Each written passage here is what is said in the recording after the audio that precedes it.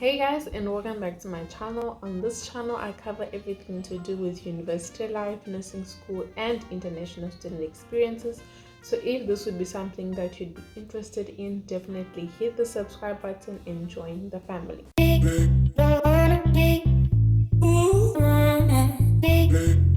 So today we're going to be discussing about something that is very close to my heart, or to me, I guess you can say. So I'm originally from Zimbabwe and I came to South Africa in 2009, and I did my primary school and matric all in South Africa. So in the general eyes, I'm an international student, but I mean I've been here for more than 10 years. So I'm partly been more in South Africa than I've been in my own country. But anyway, that's a discussion for another day. So today I'm going to be speaking about the struggles that I've gone through and other international students have been going through and will continue going through as international students in a university. So first thing you need to know is there's two types of international students. The first one is people like me, where we did our matric in South Africa and we do not have to have extra evaluation forms and that sort of thing because we did our matric here.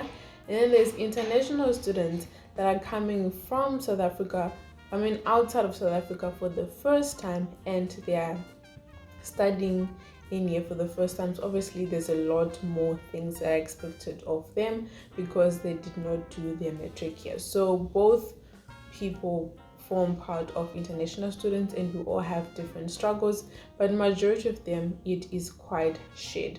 And then just another thing, guys, I'm at work today, so you guys might hear people walking past and talking and that sort of thing. Just don't mind them. My schedule is very hectic at the moment, so I really do not have much time to sit down and do a proper video where it's all quiet, it's all poised and that sort of thing. Most of these videos, it's in a rush. I have to get it done whenever I find time. So right now I'm literally eating into my lunchtime so I can get in this video done. So please do not mind the noise. I know it's quite distracting. It's also distracting me now as I'm talking, but anyway, let's just focus.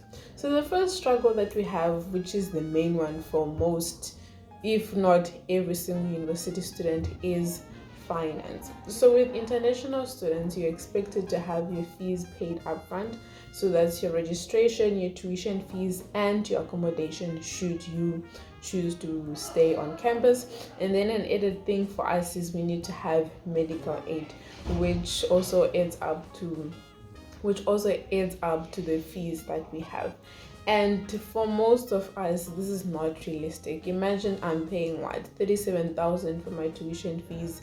Campus right now is almost 60,000. If you're private accommodation, that's about 5,000 per month, maximum 10-ish. And then medical aid is somewhere between 600 to 800 rand per month, or 5 to 10,000 per year. So as you can see, the fees add up very quickly, and then expecting us on top of that to pay everything in advance and all before registration, or they do not allow you to register, it's totally ridiculous. There are some ways to go about it. Student account administration officers, they'll ask you to pay half and then the other half you pay in monthly installments. Others ask you to pay just the registration fee and then everything else you pay in monthly installments. But obviously it's a struggle. Every single person that you speak to, they'll tell you a different thing. The one person will say no, that is not a thing that we can do, and then others will say okay, it's fine, we can work around it. So it is definitely a battle that you have to fight every single year, every single semester, for you to have that sorted out. And if you do the monthly installments thing, majority of the time they'll only register you for one semester, and then you have to register again for the second semester. It just gives you a lot of admin and it's very difficult. And obviously if you do not pay your fees, you'll not be able to get registered for the next day, you're not able to get your marks and that sort of thing. So the finance thing is a real issue, and most of us, we are not able to pay our fees upfront. And obviously the monthly installment does help in some point, but obviously at the end of the year if you still have outstanding amounts, because I know with some students they still have up to like 9,000-10,000 that is still outstanding, and they need to have that paid up before they can register for the new year. So as you can see, it's just a whole lot. It's very stressful. Like during the month of registration, well, for this year it's between January and March. It's the worst time for me because I'm just like, oh my gosh, I need to get all this money, and it's just a mess and a half. So I guess what I'm trying to say is, if you know, if you're an international student, please let's stop this backhanded comments that people make, like, so why are you in university if you can't afford to come to university, and then why didn't you apply for bursaries and that sort of thing. And that's the other thing, international students do not have a lot of bursaries and scholarships that are available for them. 99% of the bursaries and scholarships that are there, they are for South African citizens. And for international students, it's either you're going outside abroad to go study there, or companies that do offer you scholarships. Yeah, there are very few. Like, I know I've been looking since metric. I've been looking. I even have friends that will send me stuff, and then they'll send it to me, and then I look at the requirements, like South African citizens. As soon as it says that, you automatically do not fit or qualify for it. So honestly, since I've started looking for bursaries, that was like what, grade 11, grade 12, I've only found 4. And majority of them, when you apply, it's either they're no longer functioning, or they have a lot of people that are applying for it. Obviously I didn't make for the one that I wanted, and that sort of thing. So honestly, the reason why I'm bringing this video and for everyone to watch, and not just having a conversation with international students, is just to bring more awareness about the struggles that we go through, so that people can stop being ignorant. Because I think that's the biggest issue that we have, is people do not know the struggles that we go through, and people just assume that it's all smooth sailing and that sort of thing. And it's not to say that people do not have bigger problems that we do, but we just have extra hurdles that the general student doesn't have to face, and we have to face it every single year, every single semester. So it would be nice if people are just more understanding of the struggles that we go through. And then the second thing is acceptance. So I'll speak according to my excuse me, I'll speak according to my course. So when I was applying for nursing school, they said there's a certain number of South African citizens that they can take in, and I think it was between 5 to 10% of all their students that they take in for nursing has to be international students. So obviously, if they're only taking 10%, the majority of people that are applying, let's not say majority, but 40%, or maybe like 50-60% of the people that are applying for nursing is international students, and they can only take 10%. As you can see, it's very unequal that they're only able to take 10%, but there's 60% of us that are applying. So obviously, with the acceptance thing, it becomes very difficult to get into nursing. Hopefully sometime I'll be able to make a video and tell you the whole story and the whole drama of how I almost didn't make it into university because of this whole quota business that they have. And I'm not saying I don't want to say it's a bad thing, but I mean, every country has to have that to accommodate their own citizens and also to accommodate international students. But obviously it puts us in a very difficult position because there's a lot of us that are applying, and yeah, anyway, so there's that quota thing. And as a result of that, majority of us, we get accepted late. Okay, with nursing, that's just a general thing. They accept people late. That's just a known one. But with international students, we, especially if you're coming from outside or coming from your country, coming to South Africa for the first time, you need to have your acceptance letter for you to apply for your permit, for your visa, and for your traveling arrangements and that sort of thing. You need to have an acceptance letter from your department. So if you're only gonna get accepted sometimes even a week before orientation, or even during orientation, which is the week before you start school, and then applying for your permit takes you 3 months to get it, sometimes even longer, even up to a year. As you can see, it gets everything delayed. If you do not have your permit, you can't start school and that sort of thing. So as a result, majority of the people have had to forfeit the acceptance letter or delayed to a later stage because the acceptance letter came late, and they couldn't get their permit in time. So that's another struggle that we have to go through. Okay, and then the third thing that we are faced with is the treatment that we get as international students. Like I mentioned in the beginning, is a lot of people are very ignorant or do not want to learn how the whole international thing works, why it's so different for us than with everyone else, and that sort of thing. And for me, with students, I can understand they don't know a lot that happens behind the scenes, but as someone who's been working as a student assistant for for the university, you get to interact with different people and stuff like that. And obviously, being an international student, I've had to interact with a lot of people to get my stuff sorted out. And what I've noticed with majority of them is the advice that they give us is according to paper, according to how they are trained, or the brief that they're given according to university policy. But in practice, it's not like that. So what I found is, then do not take the step to actually find out practically how do international students interact with admin, how do they interact with the school, how do their applications work, and that sort of thing. So majority of the time when you go to admin people and you ask them, what am I supposed to be doing with this and this and this, they'll tell you the theory part of it.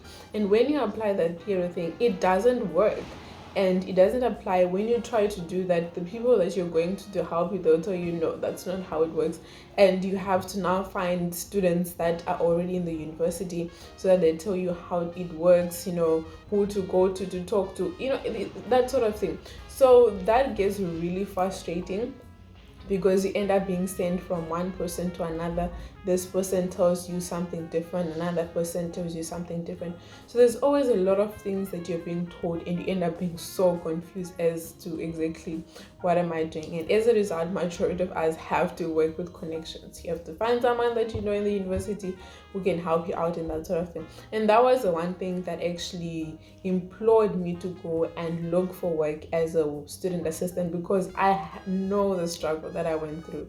I remember I had countless nights where I was crying. Okay. Anyway, this is just a very emotional story, but just that thing is like, people do not know the practical of how we have to interact with the university, how we have to go around the rules that are there so that it works with the system and that sort of thing. So pretty much just the whole moral of the story of this part is, let's be kinder to international students. We are going through a lot. There's a lot of things that are going in the background, and if they ask for your help, let's give them help, or give us help. I mean, I'm part of the international students, but let's just be much kinder, especially during registration time. That is the most difficult time that we are faced. So if they're asking for help, especially most of us are not registered by the time that everyone else is registered. So if they're asking for work or for help catching up and that sort of thing, because obviously we would have missed some stuff because we're not registered, please let's be kind and help them. They're going through the most, and you don't know what people are going through. So just be kind in general. You don't have to know the full story of what is going on, and you don't have to make any comments. Majority of it is none of your business. So you just stay in your lane and just help out where you can. That's all I can ask you. So in addition to obviously people not knowing properly how we interact with the school system, it's very difficult for us to get proper SRC representation. So SRC is the Student Representative Council. Sometimes it's called the representative of the student council. Every university has just got a different name for it, but it's just a council or a group of students that represent the school at a large platform. Obviously, I know with some universities they have like student political parties, I guess you can call them, and that sort of thing. And it's very difficult having representation from them, is because majority of them do not know how to help us. So even if we're appealing a lot of declines in certain applications and that sort of thing, if they themselves do not know how it is like being an international student, they become useless, because it's just the same thing as us going to the admin department, and the admin department is telling us what is written in the book, but what's written in the book does not work.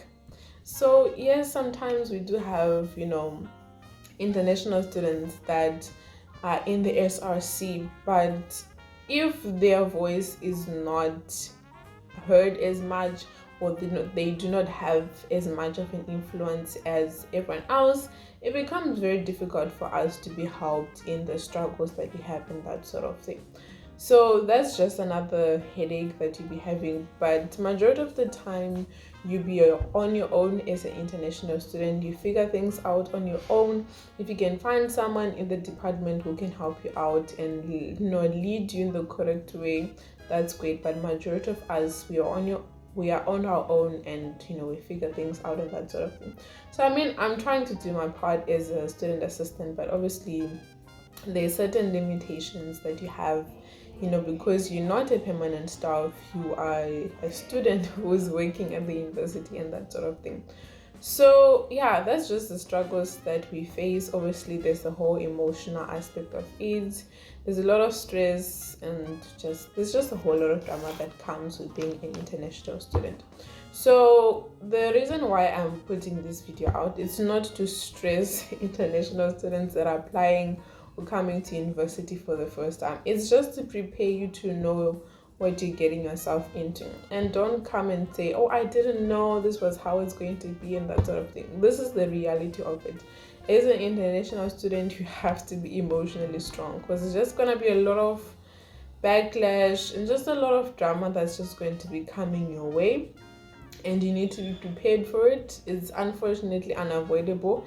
If you're lucky enough and you have money and things are going well for you, that's wonderful. Life will be great for you. But for the majority of us, that's not our reality, and as a result, things become very, very difficult for us very quickly. So if you can get yourself a network of friends, people that will help you out during those times when just things are going bad, that would be great. But if not, stay strong. There's a lot of international students that are out there that can help you out.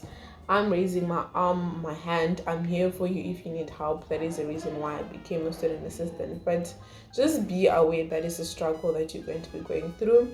And then the other thing is obviously to South African students. Please, let's be kind to international students. You don't know what we're going through.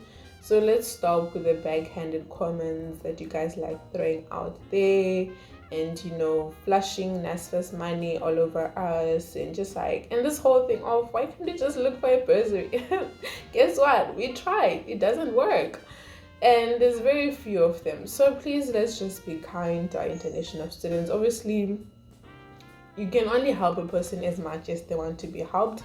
So if you can do your small part, if you do not understand and the person doesn't want you to help them, then it's fine, just mind your own business. But let's please stop with the comments, and let's just be kind. If someone asks you for help, they genuinely need it, and if you can do it, go ahead and help them. But other than that, just keep your mouth closed, because I feel like most of us, we end up saying things just because we assume all of us, our university experience is the same, or it's quite similar and that sort of thing. But people do not realize there's a lot happening behind the scenes. So the majority, or the message of this video is, let's learn to be kinder to everyone else. Even if you're not an international student, we have to be kind to everyone. But please, let's just be careful with how we speak to others, because there's a lot happening.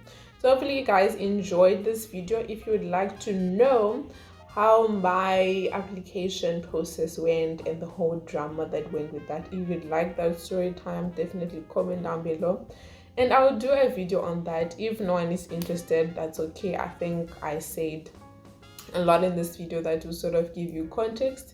So good luck to everyone with the applications. Be strong to all the international students out there. We can do it. I'm in my 3rd year. I've survived. There are students that have come in and gone out, and we've all survived. I know it's not easy, but we'll be strong, we'll be able to make it. So hopefully you guys having an awesome week and have an awesome weekend going further. I'll see you next week on my next video. Don't forget to comment, like, share and subscribe. Until next week, bye.